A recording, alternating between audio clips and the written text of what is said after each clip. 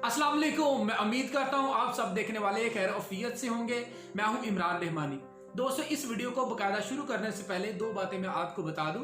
Number one, अगर आप इस वीडियो की रिटन समरी पढ़ना चाहते हैं, वो मैंने डिस्क्रिप्शन में दी हुई है, वहां जाके आप पढ़ सकते हैं। दूसरी बात, अगर आप इस वीडियो का ओरिजिनल टेक्स्ट पढ़ना चाहते हैं तो डिस्क्रिप्शन में मैंने अपने इंस्टाग्राम आईडी का लिंक दिया है, वहां लिंक से मेरी इंस्टाग्राम आईडी पे जाइए। वहां मैंने इस वीडियो का ओरिजिनल टेक्स्ट अपलोड कर दिया है। तो अगर आप मुझे इंस्टाग्राम आईडी पर फॉलो करेंगे तो आपको जो डेली मैं टेक्स्ट अपलोड करूंगा ऑटोमेटिकली आप तक पहुंच जाएगा। चलो आइए अभी वीडियो की तरफ चलते हैं। दोस्तों, डे 5 में रोना बायरन बात करती है हमें हर चीज में पॉजिटिव पहलू तलाश करना चाहिए, स्पेशली जब हमारे साथ कोई नेगेटिव वाकयात पेश आते हैं। आपको पता है इंसानी अलमिया क्या है?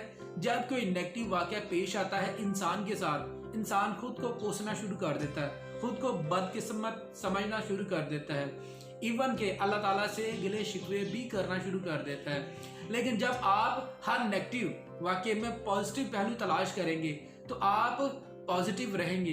रोना बायरन इसके रेलिवेंट बात करती है कि जो भी हमारे साथ वाकया पेश आता है वो हमारी ग्रोथ के लिए बहुत इंपॉर्टेंट है। वो वाकया हमें ज्यादा ग्रो करता है। अभी देख लीजिएगा, कोई भी आपका माजी का वाकया उठा लीजिएगा, अभी सोचिएगा कि अगर वो वाकया नेगेटिव वाकया पेश ना आता तो आप इस जगह ना होते। बात का हम सोचते यार अगर वो वाकया पेश ना आता तो मैं जिस मुकाम पे आज हूँ उस मुकाम पे नहीं होना था, मैंने ज्यादा अक्लमंद नहीं होना था।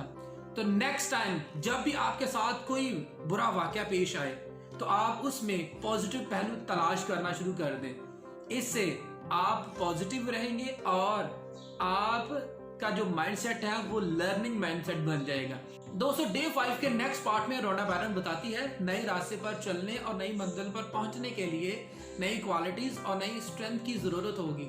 मजीद ये स्ट्रेंथ और क्वालिटीज आपको बड़े बड़े मकसद अचीव करने में मदद करेंगी। फॉर एग्जाम्पल, एक शख्स कमाल का पब्लिक स्पीकर बनना चाहता है, उसे पब्लिक स्पीकिंग के बारे में पढ़ना पड़ेगा, उसके बारे में ट्रेनिंग लेनी पड़ेगी, कोचिंग लेनी पड़ेगी और प्रैक्टिस करनी पड़ेगी। अगर ये चीजें करता है तो वो एक दिन कमाल का पब्लिक स्पीकर बन जाएगा।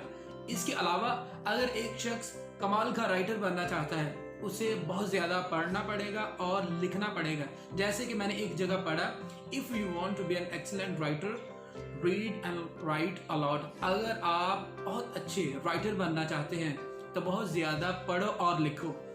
दोस्तों, ये सारी लर्निंग आपके उस वक्त काम आएगी जब आप इस पर अमल करेंगे। जब आप इस पर अमल नहीं करेंगे, ये लर्निंग आपके किसी काम की नहीं है। उम्मीद है ये वीडियो आपको पसंद आई होगी। अगर आप इसी तरह की मजीद वीडियोस चाहते हैं, इस चैनल को सब्सक्राइब कीजिए, बेल आइकन पर जरूर क्लिक कीजिए, इससे हमारी हर नई आने वाली वीडियो का आपको नोटिफिकेशन मिलेगा। Dream big and stay motivated.